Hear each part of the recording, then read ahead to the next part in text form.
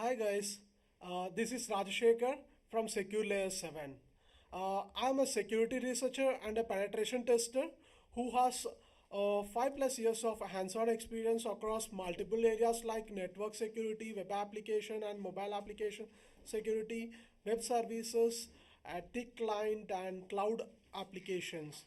So I have exposure of almost all the areas in the security. So now as part of my security research, I was exploring progressive web applications. What is a progressive web application? How exactly it is working on? The reason is that almost all the people, most of the big players are exploring progressive web application and and most of them are acquired progressive web applications on their business already. So just trying to explore what exactly it is, what are the security risks that might come along with progressive web applications, and how exactly it's going to work. So let's get into the today's agenda. Today we are going to look at what exactly progressive web application is all about and how exactly it is working, what is the architecture of a progressive web application, what is the difference between a native applications and the progressive web application from the security perspective, and what are the attack surfaces available on the progressive web applications where we can explore and perform testing on.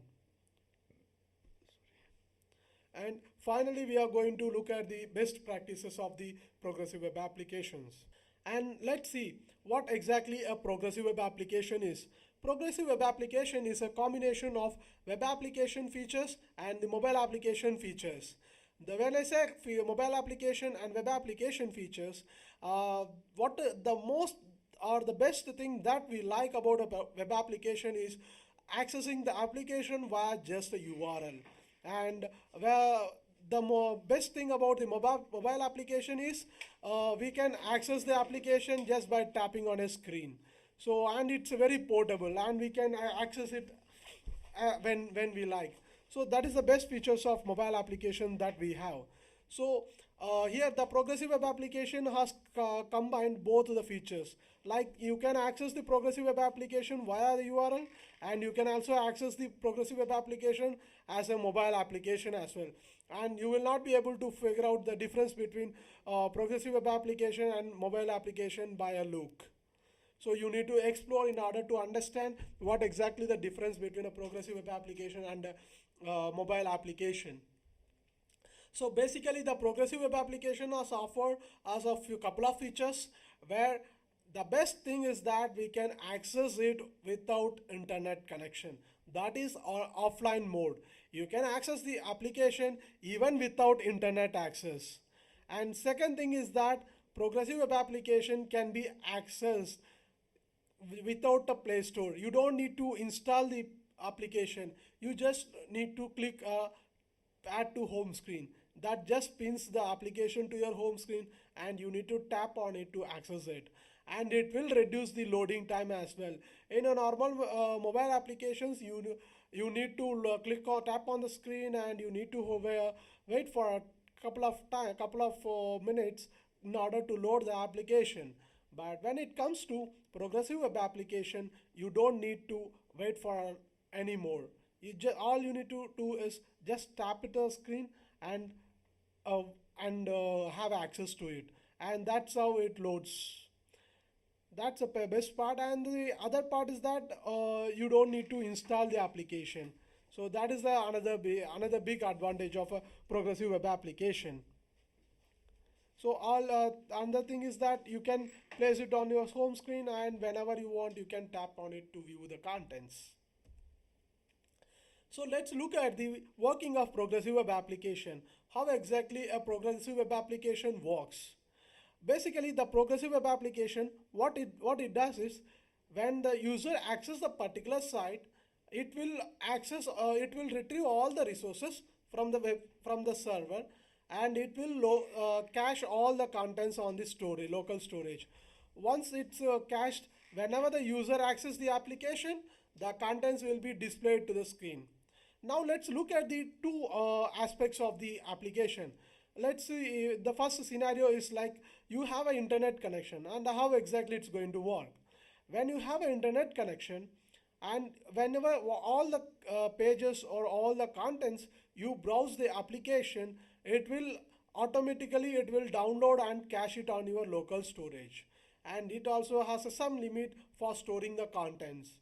And when it comes to and whenever the user access the particular page, content will be retrieved and it will be stored on your local storage. At the same time, it will also display it to you. That is the first thing. And in the second scenario, now we do not have internet connection, but we want to access the application. So let's see how exactly we are going to do that.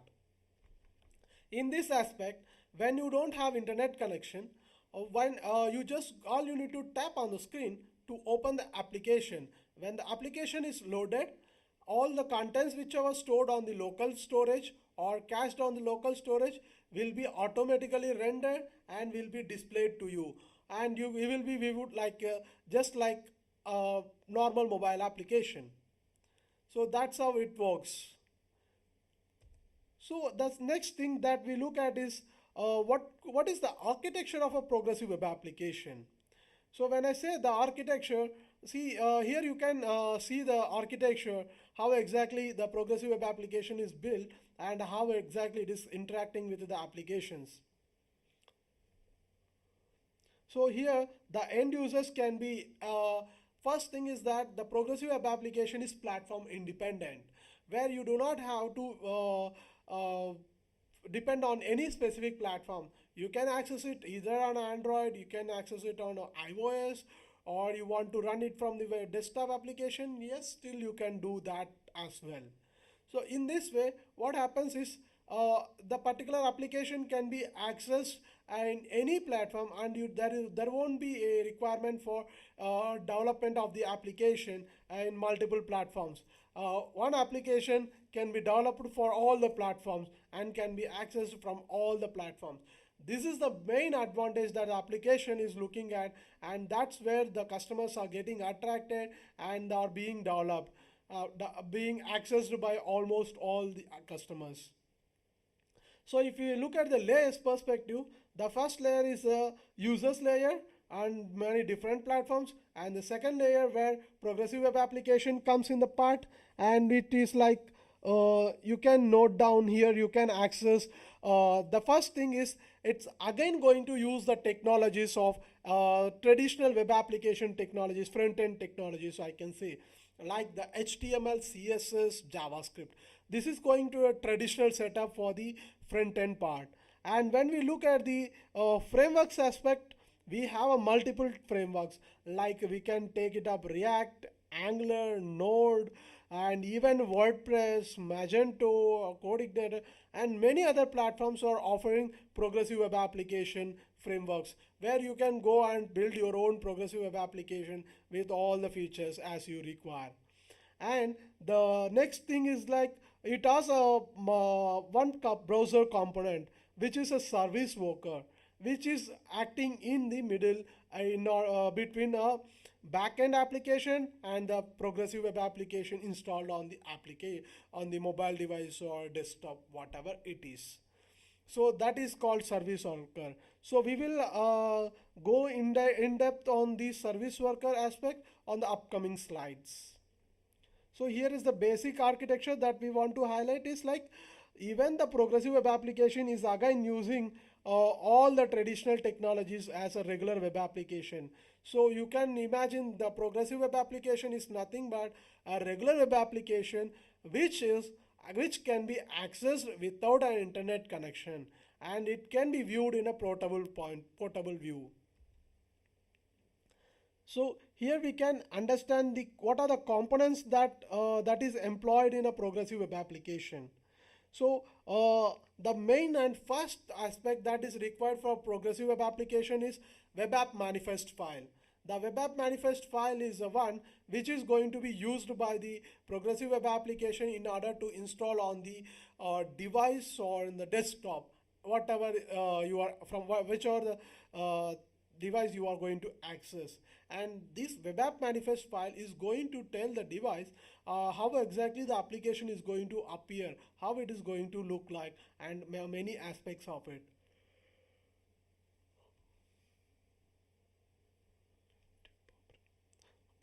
So the service worker. Now when we look at the service worker, what exactly is service worker? The service worker is the main component that acts, that is the one which is going to help us or help a progressive web application to interact even without internet connection. When I say even without internet connection, the service component is a traditional component which will fetch all the resources from the local storage and will render and will be displayed to the user. So application shell. What exactly the application shell is all about? The application shell is a terminal, or you can say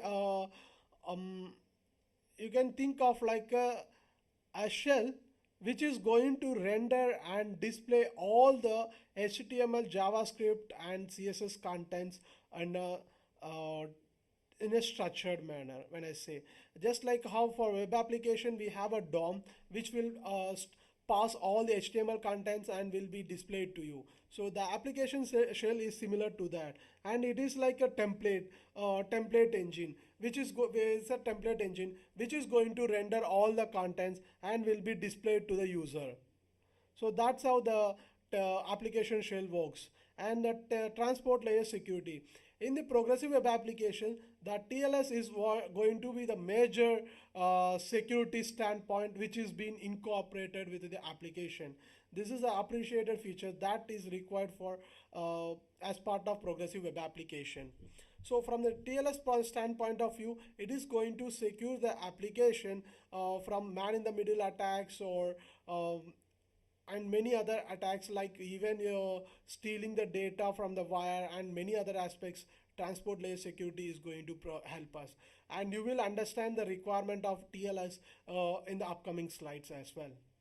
So here we can understand the difference between native application and the progressive web application. So native application authentication is very smooth and it is seamless. But when it comes to progressive web application, when the user is authenticated to the application, and it is going to happen at that moment, and if the developer has misconfigured it and is storing the credentials on the local storage, it is going to be a big risk for the application as well and for the user as well. So that aspect, authentication, from the authentication perspective, from the native web application or mobile application, the credentials are not going to be stored on the local storage and it will be automatically authenticated with the system. And the next thing that we look at, authorization perspective. When it comes to authorization, the application is going to render all the content on the client side and it will be accessed and will be rendered automatically. So here when it comes to web application or mobile application, the authorization is validated on the server level whenever the particular contents are being accessed. So the authorization will be performed and access will be granted according to that. And when it comes to progressive web application, the authorization is again a bit difficult, because the reason is that all the contents are loaded, and if the multiple accounts are used on a particular PWA application, then it's going to be risky. And the other thing is that it will be validated when the particular request is triggered. Otherwise, it's not going to validate. It will blindly dump all the contents on the local storage. So when we look at the third perspective, that is session management. What exactly session management matters? See, when the user is authenticated with the application, what happens is that all the session related data will be stored on the local storage, and we are not sure and how exactly the developers are going to validate the session mechanism. So if the user has logged into the application now and he has gone offline and all the contents are rendered, now when he come back to the online mode and he is accessing the application, so at that point of time, the application needs to validate the access token or the cookie value.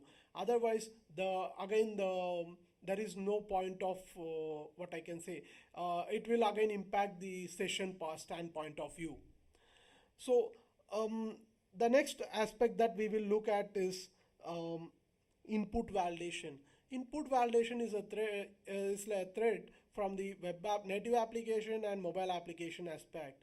When it comes to native application, even if the application does not have a validation on the client side, but the server can validate the contents when it goes to the server and can validate the contents and can prevent most of the attacks.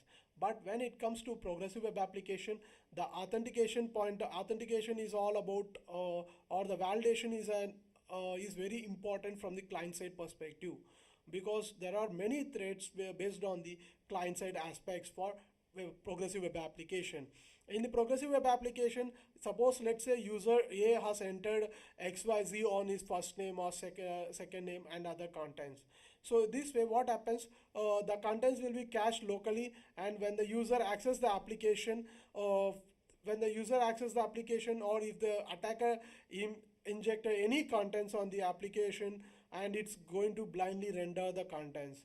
But if the same, when it comes to server side validation, again whatever the contents pasted on the by the user can be validated from the server. But when it comes to client side, it can be bypassed. Client side validation can be bypassed, and we can still inject the application. And next thing is that handling URL redirects. In the progressive web applications, users will not be able to see the URLs. What exactly the URL? Sorry. How exactly the URL is all about? Because when the user browses the progressive web application, the URL will not be visible, and it will be blindly displayed to the user. And the user will be like, they just browse the application, they will not be neither notified nor can understand we had been redirected to another application. From this perspective, what happens is that user will be redirected to a malicious site, and it will prompt him to download all the malicious applications or the contents. This way user is going to be messed up.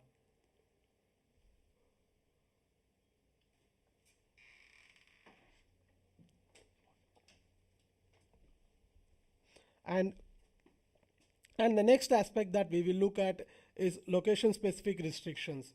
So when it comes to progressive web application or mobile application, what happens is that location based actions can be performed. But when it comes to progressive web application, since progressive web application, it runs locally, and if the user has access to it from office and he just browse the application and turned off the internet, when he comes back to the home, and is still able to access all the contents as it is.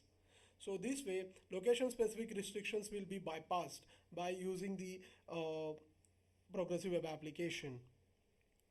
So let's look at these browser security mechanisms as well.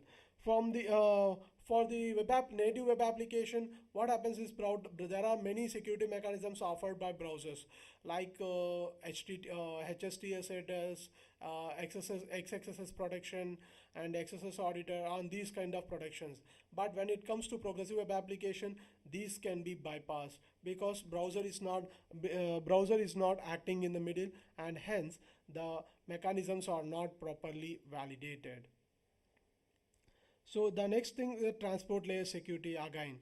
So from the web application per standpoint, you can access all the web application as a HTTPS site, and even progressive web applications are most secure, because they are accessible only with the HTTPS sites only. However, if the applications are not properly configured, then it is going to trigger a alarm.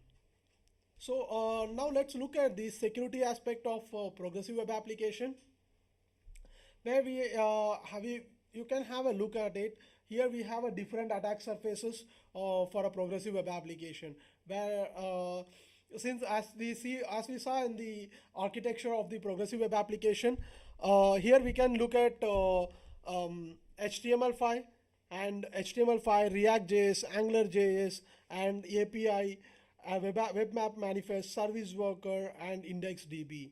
So here it has incorporated all the technologies, all the traditional technologies, and it is going to render all the things. So from this aspect, we can understand that the progressive web application is going to fetch all the same traditional vulnerabilities, are going to provide us the, what we can say, the traditional vulnerabilities incorporated. So if you can have a look, you can understand the attack surfaces. So from the because of HTML5, let's understand how exactly HTML5 is providing helping developers. So let's see, due to the evolution of HTML5, there are lot of features has been introduced along with HTML5, and there are lot of security issues also arise because of HTML5 as well. Let's see, here we have a couple of components which are being used along with the HTML5. Here if you have a look at it, here we have a post message call which is being used to render all the contents. Basically the post message call is allows your developers to render the contents to bypass a SOP or SOAP, or I can say same origin policy. But that post message call can be again utilized for a malicious purpose, and we can perform many attacks. Let's see a practical scenario about it. And we also have another component, cross origin resource sharing. Cross origin resource sharing is being provided by to the developers to access the content.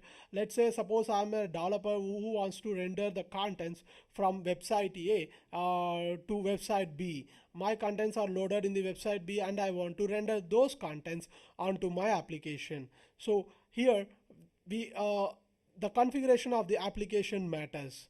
If the developer is not properly configured, then it is going to trigger the many security aspects from that.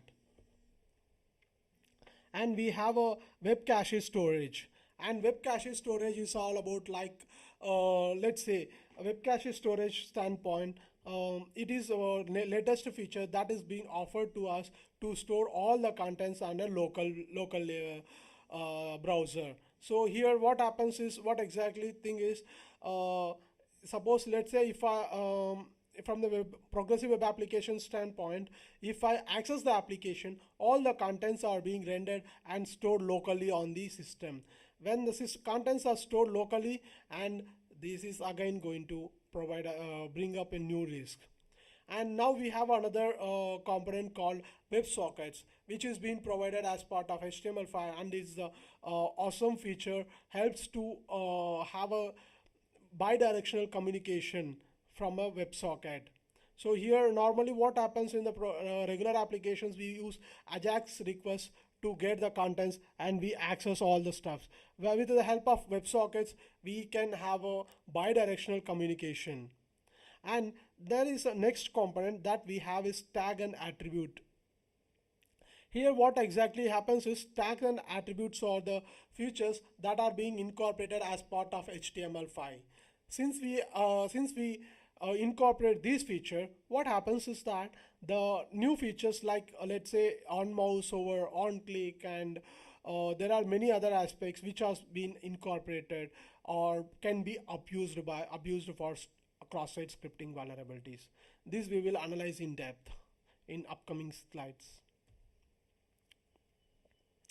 Let's have a practical scenario of post message vulnerabilities. How exactly post messages are going to be vulnerable, are going to trigger vulnerabilities for progressive web application aspect as well.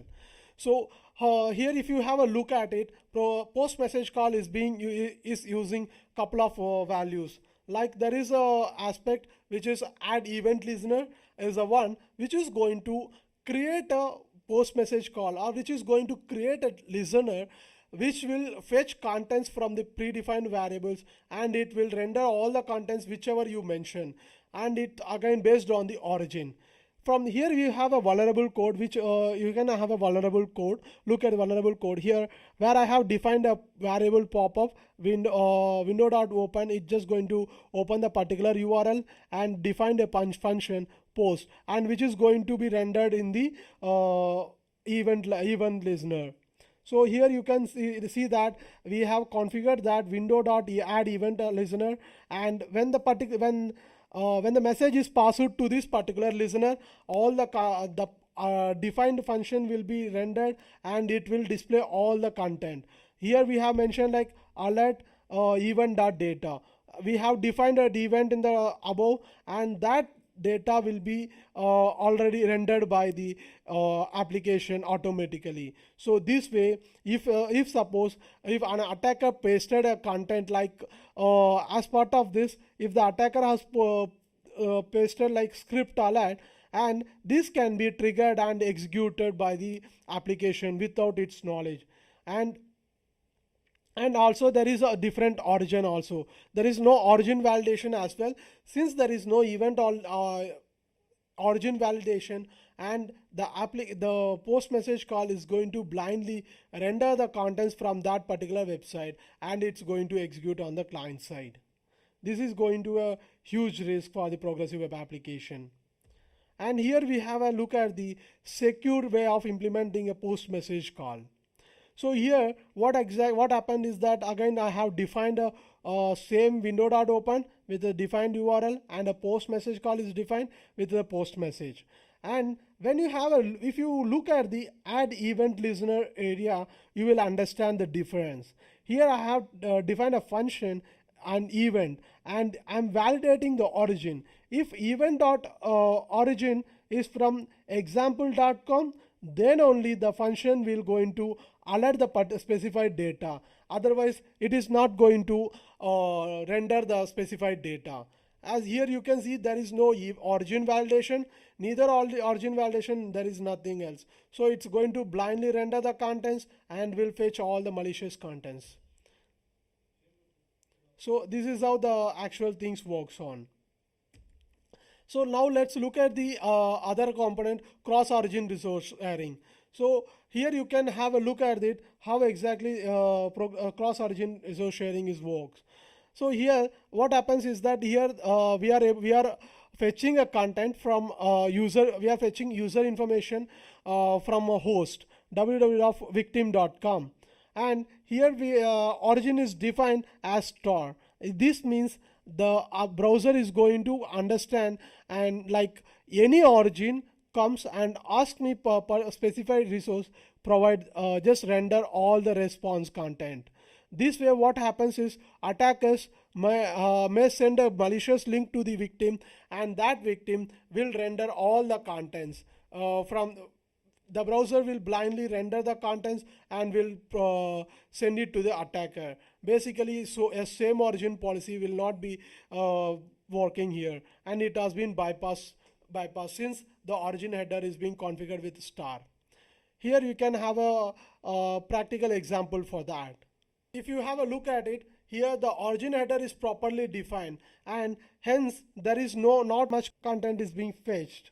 Here you can have a look. So in this example, what exactly happened is here origin header, since there was no origin header, so we pasted a malicious link, and what happened is the server has blindly rendered all the contents.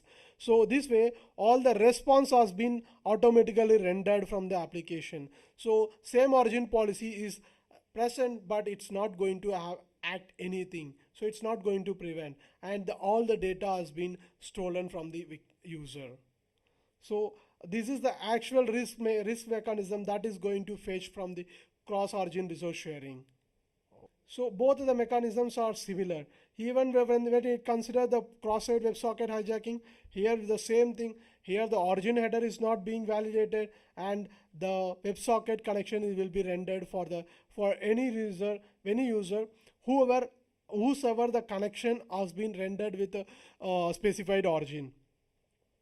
In WebSockets, what we do is we normally what happens is the browser will provide a cookie values to the specified origin, and when the user visits a particular website with this particular request, a cookie will be generated and will be sent to the user, and that based on that cookie all the connections can be established via that particular cookie. And if the attacker is able to compromise that particular value and is able to communicate with the server in a simultaneous manner and can render all the contents. As you can see, this is a blast it's one of the practical example that you might understand. So now we have a frameworks related vulnerabilities. Let's say we are using a React.js, AngularJS, or Vue.js, or Node, or any other frameworks. So all the frameworks is going to bring up the new vulnerabilities which are present on those. Let's see, we will have a couple of vulnerabilities which we will understand, a couple of vulnerabilities and with the POCs.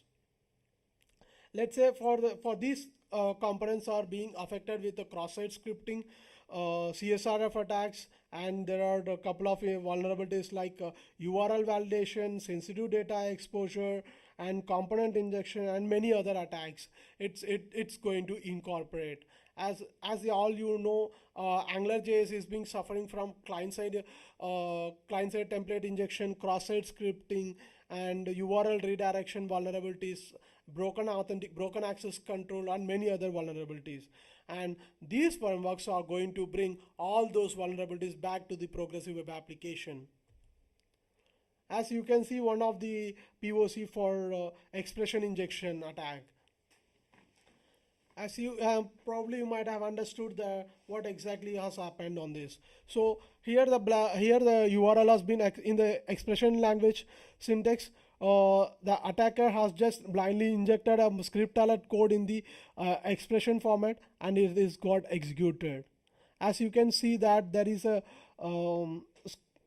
here what exactly happened is, let's say in a normal scenario, in the application from the AngularJS application, if you enter script alert, the web application is not going to understand what exactly a script alert is that. So here what exactly we can do is that we can use the template expression language, or we can say template. So this way what exactly happens is we are abusing the template syntax, and we are going to trigger accesses like as you can see there is a constructor payload which we are using.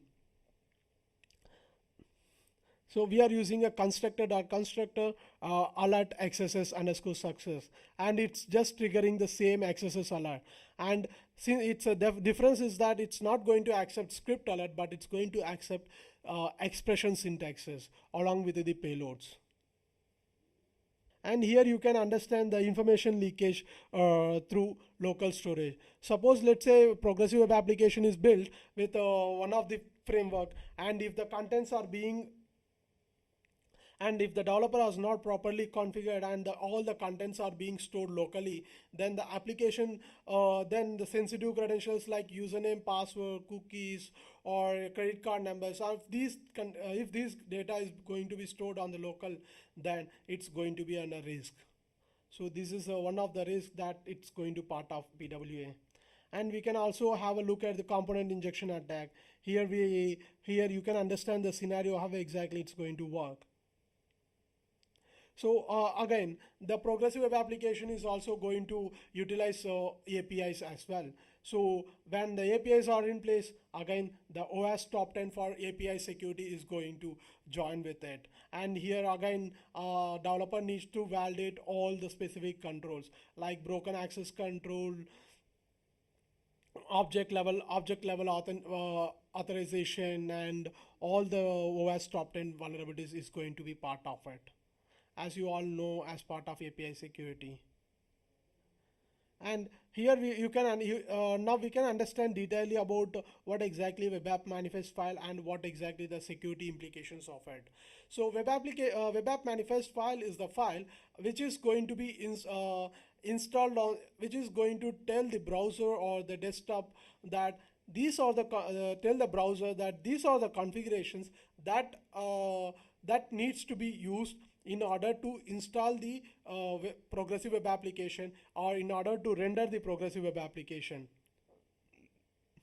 Let's say suppose let's say in my Android device, the progressive web application, the web app manifest file will be defined with the screen resolution, how exactly what is the screen size of the Android application, Android device, or the desktop or the iOS device, how exactly the progressive web application is going to display, how exactly it is going to appear, what are the colors, what is the logo for the specified application, and many other aspects are being declared in the web app manifest file, and all the URLs and whether the URL needs to be displayed to the user or not, and these aspects are also being defined in the web app manifest file.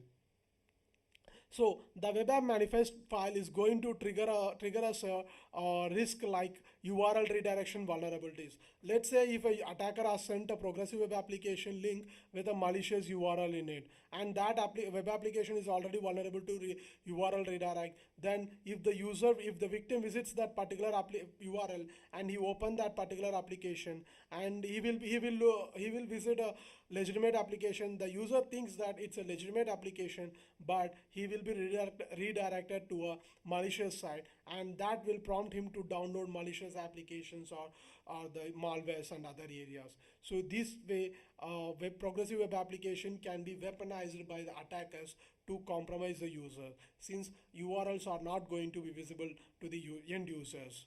So web app manifest file should be configured in such a way that whenever a particular user is going to redirect from website A to website B, then he has to be notified. You are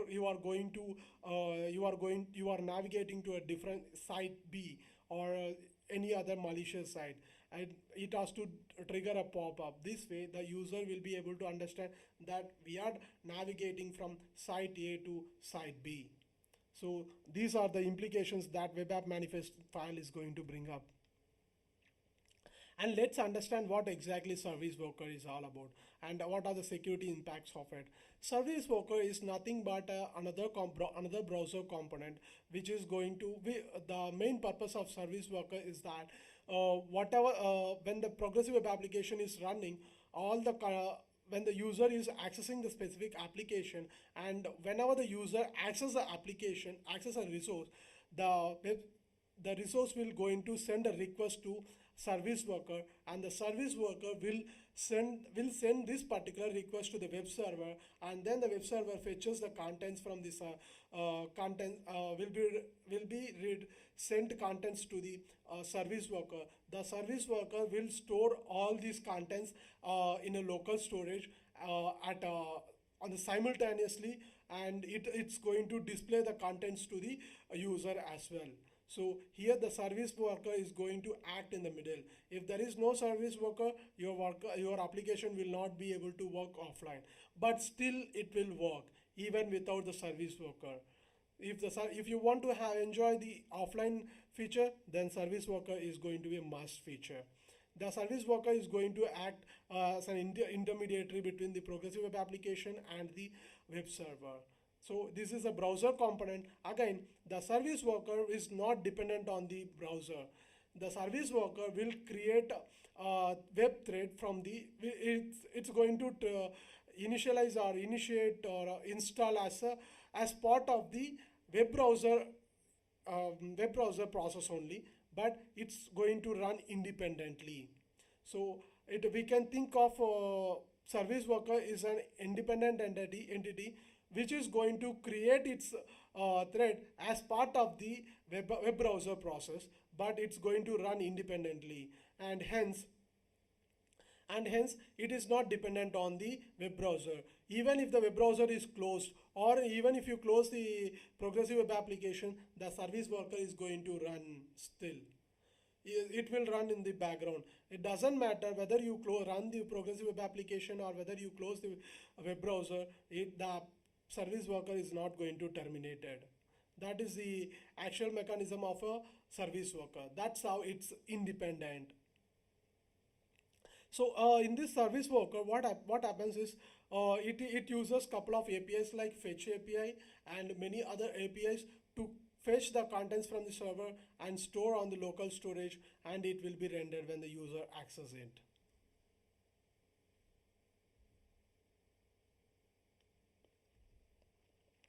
Here you can understand. Here you can go through many of these security aspects of the service workers. I will explain you a couple of the things so you can understand how exactly a service worker, what exactly the implications of it. Let's say service worker is an independent entity as we understood, and what happens is that if the progressive web application is not properly validated, or if the inputs are not properly validated from the client side, and if all the contents are being if the application is not properly validating the client side validation, and if the attacker has injected any payload like XSS payloads like script alert, or if he is going to inject any malicious JavaScript on the progressive web application, he is able to install or trigger as another service worker from the progressive web application, and these service workers can be misused or can be abused to run cryptocurrencies, or you can do crypto mining with the help of service worker, since the service workers are going to run independently and no one will be notified what exactly is going on, since it's running in the background. So if the progressive web application is not properly validated with the inputs, and it is feasible to trigger that progressive web application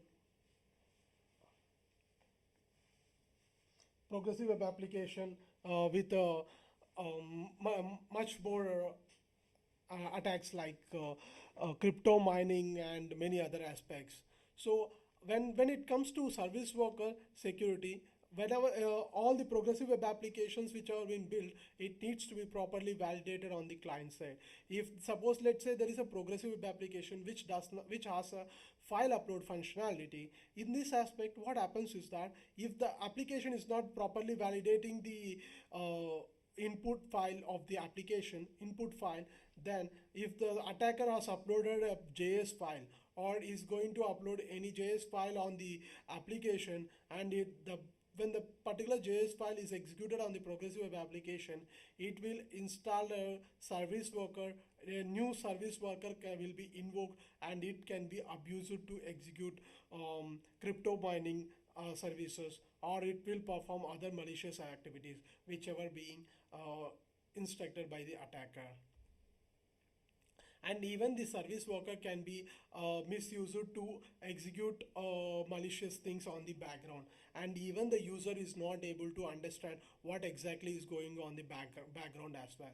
And if you want to see, even the other thing is that even if you if you just open your Mozilla browser or Mozilla or Chrome browser and go into the developer tools and access your service workers, you will see how many service workers are running on the background of your browser. From that you can understand how many applications are already acquired progressive web application features and is working on. So you can understand all these service workers can be manually killed, or if you want to terminate a service worker, you can go into developer tools and view your service workers and terminate it manually. From this aspect, you can see what are the service workers are running on your system as well. And even for a security standpoint of view, their service workers will be terminated by the browser automatically after a certain point of time. But this duration can be extended by using cross-site scripting attacks or any other client-side attacks as well. So when it comes to security aspect, and after 24 hours the progressive web application will be refreshed by the server, and it will refresh all the contents, and if any malicious service worker is invoked, and it will be automatically terminated by the web browser as well. So these are the security aspects and the functionalities of a service worker. So let's understand what exactly IndexedDB. So probably most of the people are not aware of what exactly IndexedDB. IndexedDB is a new feature that is being offered as part of progressive web application. IndexedDB is a client-side database. As so far we are using SQLite databases for storing the contents, or app database from the Firefox or Chrome browsers. Now, new IndexedDB is a new technology which is a client-side database which is being offered to store all the contents. IndexedDB is a object-based database where it will take all the contents and it will store like dictionary format. It will when I say dictionary format, it will take a key value pairs. You can understand key value pairs, like it will take the request and response. Request will be a key and response will be a pair or the value. So this way, all the contents browsed by a user browsed on the particular website will be stored on the IndexedDB. Basically, IndexedDB is a object level database where all the contents are being stored as a key value pair. Request will be a key and response will be a value for that particular key. Whenever the user accesses the particular website, all the service worker will fetch contents from this IndexedDB and it will display to the displayed in the progressive web application as per the defined level. So from this you can understand how exactly a progressive web application is working on. And IndexedDB is there are many security issues with the IndexedDB as well, because the IndexedDB does not have any security mechanisms, does any security mechanism, but it does not have any access control level productions for it, because when it compares with a SecureLayer database where we have to define each and every, we have to define the table, we have to define the database table, column and row, each and every value we need to define on this SecureLayer database. But when it comes to IndexedDB, we do not have to do any such aspects. All it does is it will just take the key value pairs and it will be rendered whenever you access the application. And the security issues is that this IndexedDB will not have any access control level measures in order to prevent unauthorized access to the application. But the only mechanism that is available with the IndexedDB is that same origin policy. If the particular if suppose user A is accessing flipkart.com, then all the contents of flipkart.com is stored under flipkart.com as an origin. If the origin is not properly defined, then any site from A can access the contents from site B and retrieve all the contents of flipkart.com, and it can be used for the marketing purpose. And nowadays we can see that most of the people are doing marketing in a very huge way. Marketing industry is growing like anything because of the digitalization and because SEOs, and these things can be utilized by marketers. Like let's say suppose a user A has access site A flipkart.com and all his choices, like whatever the things he browses. Let's say I want certain items and I wishlist it and I marked as for a later, or I access the specific contents.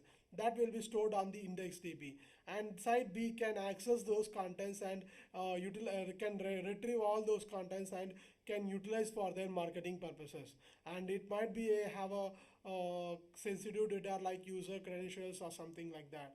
All the thing is that we need to validate the origin. If the origin is not properly validated, then the things will be in a risky manner. So this is how the IndexedDB issues are coming up. See, here I have defined three different areas that IndexedDB is getting up. Here you can understand I have defined it in three aspects. From first thing is that lack of input validation. Since IndexedDB will not perform any input validation, whatever the request comes, it will blindly takes that request and stores the content on the unstores the content. So that is the first thing, and lack of access control issues, as we already discussed about it. So it does not have any access control, so it will allow any site A can access the contents of site B. So we have another mechanism, DNS spoofing. Since let's say flipkart.com user A is accessing flipkart.com, and if the DNS is being spoofed by attacker, and what happens is flipkart.com will be redirected to xyz.com, and all the malicious contents from xyz.com will be rendered to a flipkart.com, and all the contents will be stored here. And when the user accesses the flipkart.com, he thinks that he is accessing flipkart.com, but he is accessing xyz.com, and he is losing all the contents to him. And we have another thing, cross directory attacks.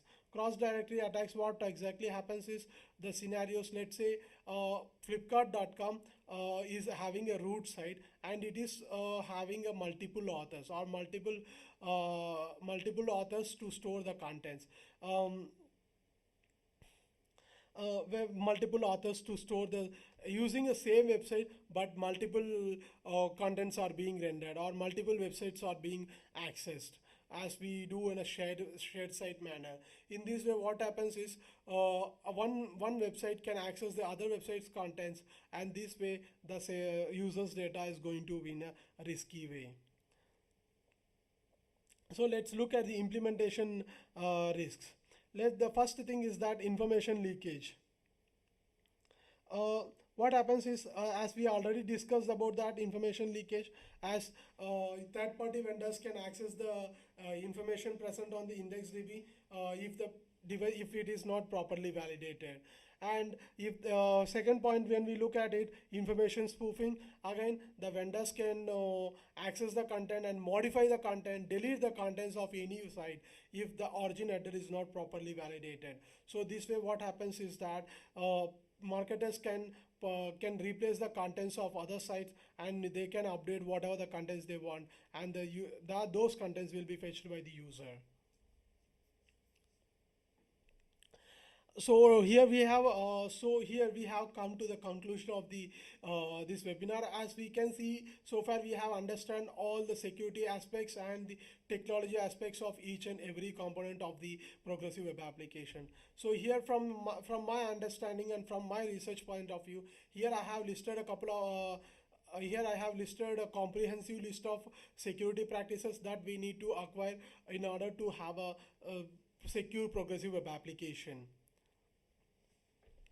So the first thing is that all input fields on the progressive web application should be properly validated. That is, client-side input validation is must.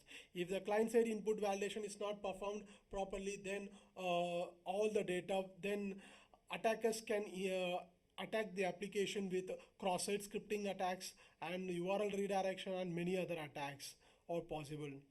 Even they will be able to invoke malicious service workers and then start performing crypto mining aspects. And we have a second point where if you are using any file upload functionality in a progressive web application, ensure that the application is properly validating the file extensions and the types which are it is used. Let's say if the file upload functionality is not validating, then attacker uploads any JS files, then it will trigger a service worker and it's going to invoke in a victim side. So the next point that we can use is that ensure that whatever the progressive web application which you are building, ensure that the application runs only on the HTTPS. If it is not running on the HTTPS, it is going to incorporate lots and lots of vulnerabilities. See, it's going to it will, if the HTTPS is enabled, it is going to prevent man-in-the-middle attack. It's going to prevent DNS spoofing and many other attacks. So this way, ensure that the application is using HTTPS communication, and ensure that if you are using any third-party libraries in order to fetch contents or in order to access push messages, or if for any other purposes, ensure those third-party sites also are using HTTPS as well.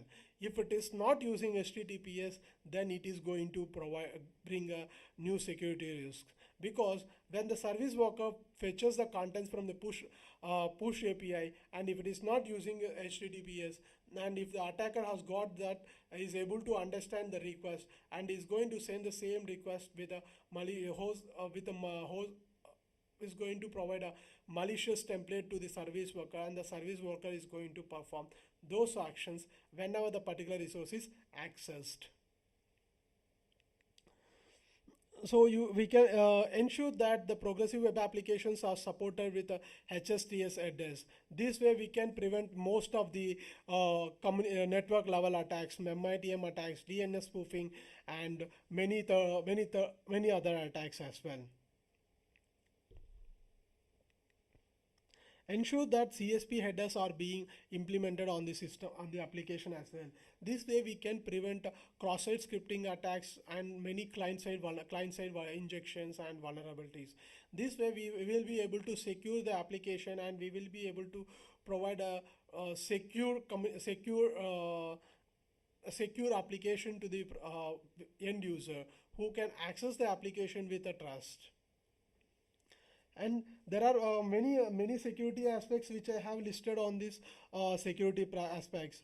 And web app manifest file, when it looks at the security standpoint of web app manifest file, the application should be configured with the application should display the URL to the end user whoever access the application. This way the end user is able to understand that which particular website they are accessing, and when they are redirecting, then they should ensure that the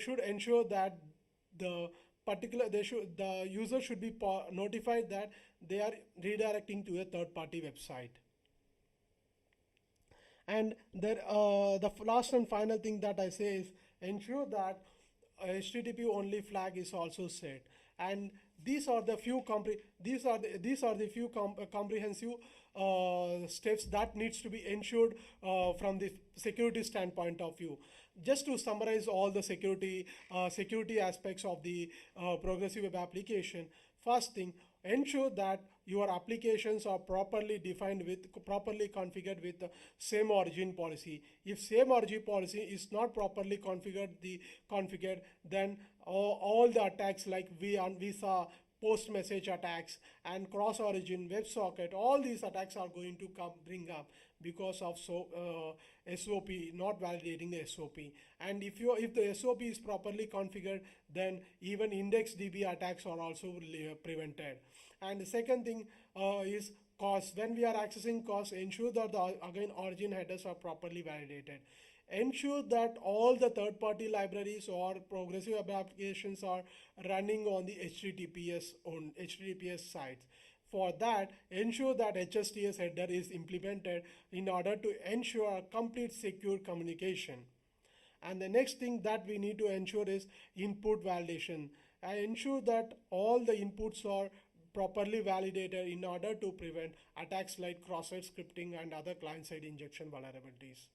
So these are the few security best practices that I would suggest to ensure while you are developing a progressive web application, and you need to incorporate these security best practices to ensure a secure communication, secure application. So these are the few security aspects from my side. Thank you so much for listening to us. If you have any questions, you can post. You can post to us so that we can understand. I'll be able to clarify all your doubts. So any questions, guys? You can post me in chat so that I can able to answer you.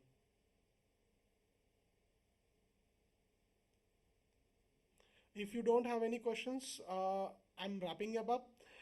Thank you so much for listening to this webinar. Thank you so much for guys. Thank you so much.